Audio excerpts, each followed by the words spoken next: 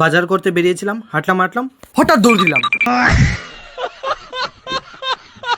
বদরপুর বাজার যাব বলে আসলাম, গাড়ি থামালাম, বললাম বদরপুর যাবে, বললো টাকা লাগবে। আমি ওকে টাটা দিয়ে আবার ঘুরে চলে আসলাম।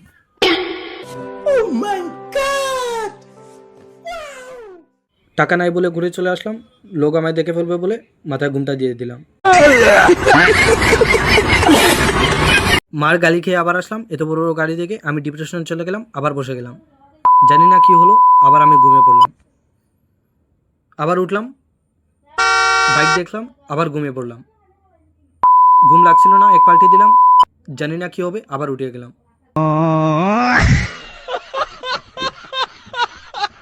পড়ার ইচ্ছা হলো, শ্মশানকালী বাড়িতে আসলাম, বাজার করতে পারিনি বলে আবার ঘুমিয়ে পড়লাম। আবার উঠলাম, উঠে দেখি আমার আয়ু বেড়ে গেল, আমি আবার উঠে বাজারে চলে গেলাম। হাঁটলাম, জানি না কি হলো, আমার হুশ বুদ্ধি চলে গেল। ভাবলাম একটু কচু নিয়ে নিই, তাহলে আমি বাজারে না যেতে পেলে এখান থেকে কচু নিয়ে ঘরে চলে গেলাম। জানি না কি হবে, tata bye bye, good night.